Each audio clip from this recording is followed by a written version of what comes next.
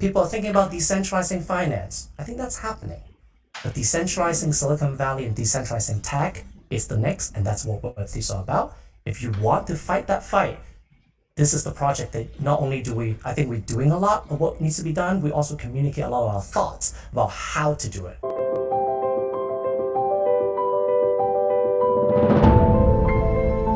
Hello everyone, this is Alexandre from Gains. Today I am joined by Chris Tse, the founding director of Cardstack. How are you doing, Chris? Doing really well. Thanks for having me. Pleasure.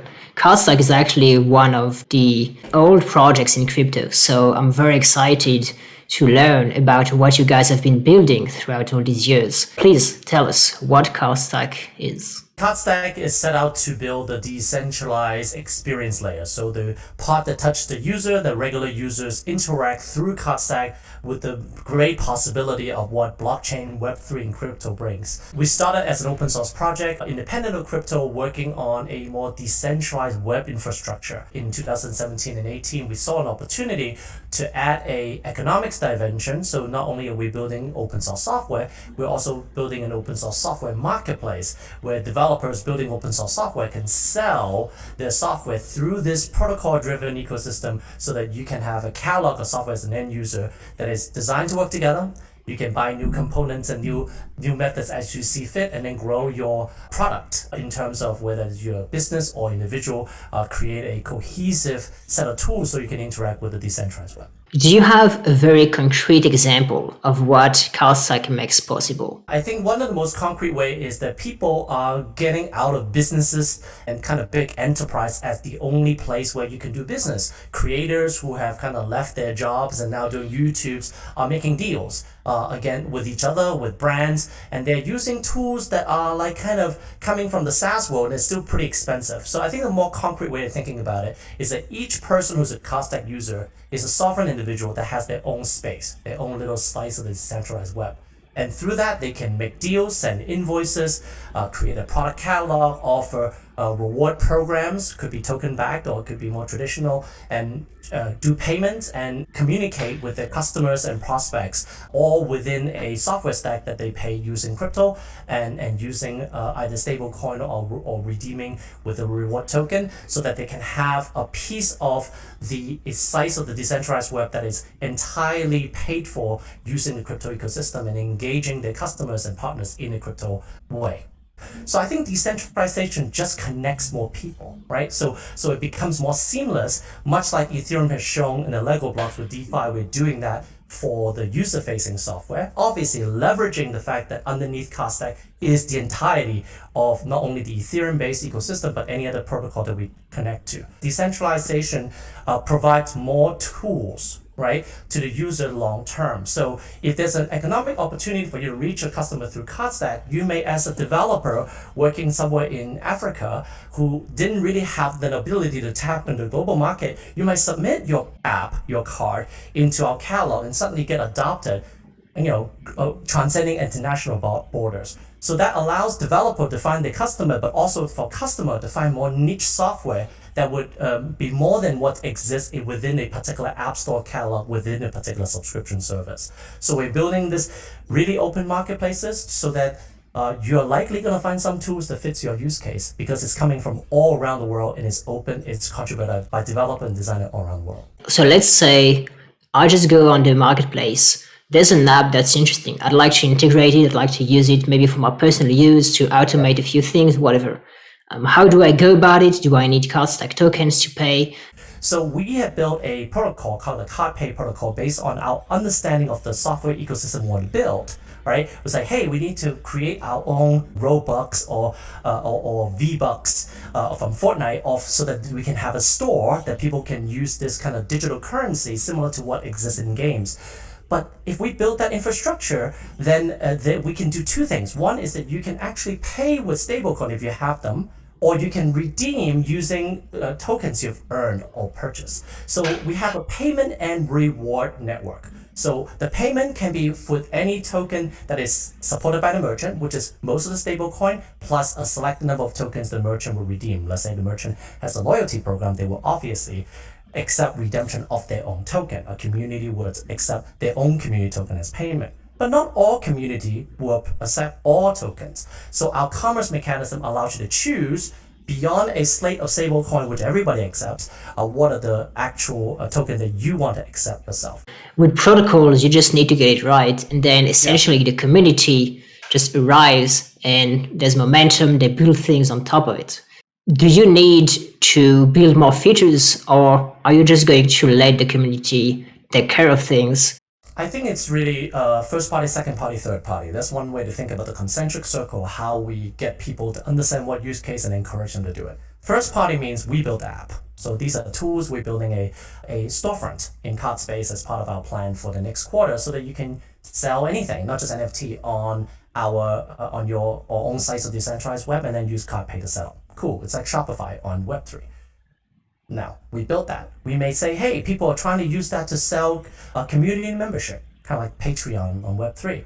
We may hire, through a grant program, a team to go build out those customization for that particular use case. That's the second part, where we are using the foundation, our Swiss Foundation, as a grant-making organization to give people and developing team around the world ability to build on the Cardstack framework and launch their own product, and then they share in our revenue. Third-party developer is really where this will grow, where we will, in third-party developer, seeing the thing that is growing and how people are using this card within not only the catalog itself, but in the wild when people actually deploy it to their own URL and to their own XYZ domain name, they might say, hey, let me go and build a whole new gaming type of tool where people can get I don't know, some randomly selected NFC pack using the Cardstack framework as the UI for this type of Top Shop type of thing, but not for NBA stuff. They can now come and use our card SDK, our development toolkit, to deploy this to that. But I don't believe we can just say, in some protocol project does it, hey, we have this amazing new decentralized protocol, come build something. Like, people don't know what they can build. So by doing the first party thing where we build the core tools and then the basic calculator app and the Word notepad app in the operating system, and then building some second party app where we partner with development team to build out certain features that they care about, that creates the inspiration for the app store explosion.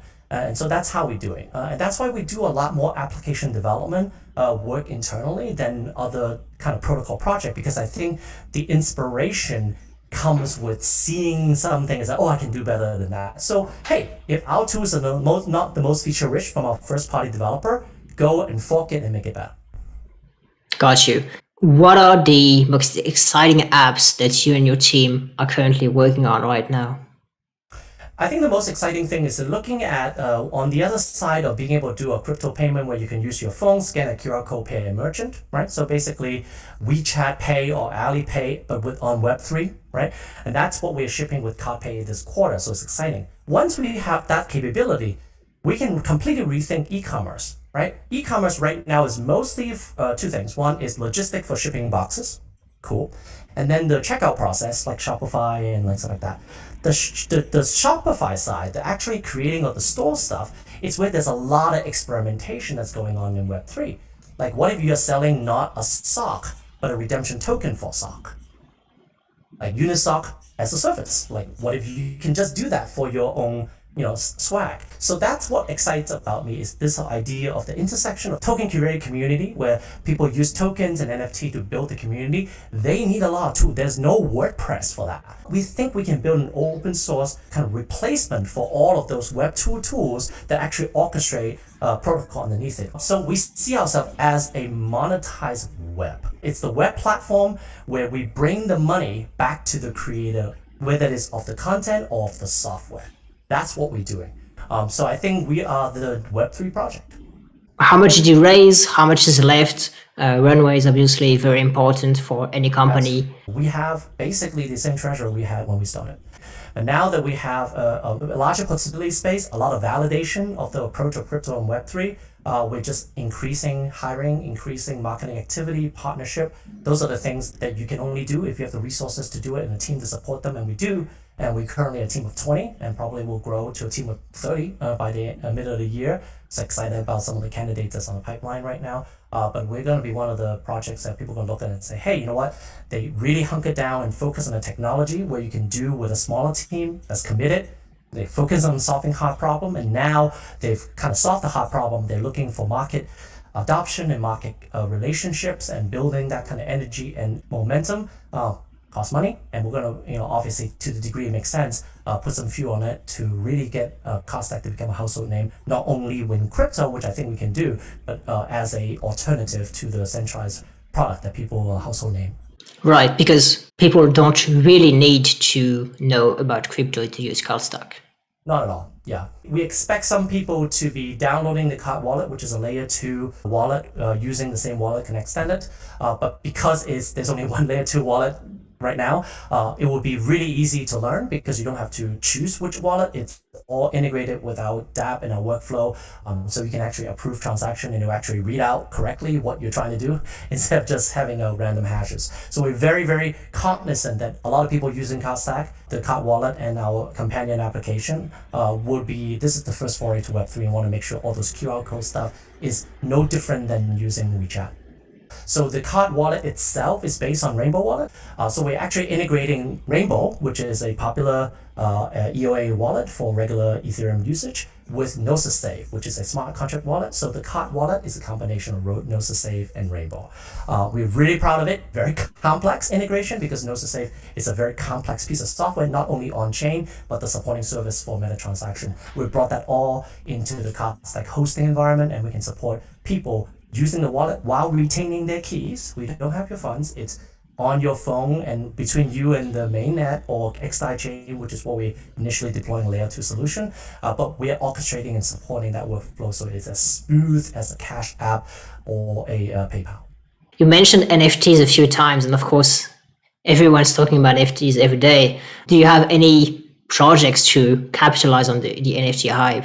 Our team, at least 4 members of our team, built a project in 2015 called Monograph. It was an NFT platform built on the Bitcoin blockchain. So we are OGs in NFT. We've done NFTs before. We did the first NFT platform, launched it in a museum incubator, did our launch party at the new museum in New York City with attendance of like dignitaries and fancy art galleries owners. So we're excited about NFT, but not just as an art thing, which is mostly what digital arts and paying artists is creator shares and kind of trading and flipping art markets up is mostly what's going on. I think the most exciting part about NFT, and this is what we're working on right now, is NFT as rewards that give you discount or access. So what we're working on with the Card Commerce protocol, which is related, a companion protocol Pay, is when you create a store, you can say only people who own one of these things, maybe an NFT, maybe one of my product or one of my socks, can join the community or can buy this next thing within the first 2 days before it runs out. So using this reputation and NFT not only as a way to show up to your friends, but actually as a criteria for participating further. Now, for people who play games and like MMORPG, this is very familiar. You need this sword to do this thing. You need this badge to do that. You need to have a balance of this. The more guild points to do that, you need XP to level up. We're building that mechanism, this gameplay, into our commerce and payment protocol so that people who have never played MMORPGs, like regular people, can play in using crypto, this new mechanism that we know works, right? If as game players, we know these are the things that keep people going and barely sleeping and going deep in the night. But this is real commerce, real money, real settlement using stablecoin. I think it's exciting to do, and then we want to encourage that. The thing that's most exciting to me on NFT is utility NFT, where the NFT becomes a criteria, and that's what we're working on in parallel to the Card Pay project. Do you have any fun crypto anecdote or story? Because there's lots of stories in crypto, some that you maybe can't really tell, but maybe either a funny story, something educational, or whatever you'd like to share. My foray into crypto was that I had the fortune to be introduced to Vitalik and Joe Lubin when they were at the beginning of the formation of the Ethereum Foundation. So this is before even the crowd event, the legendary Ethereum ICO where they collected Bitcoin.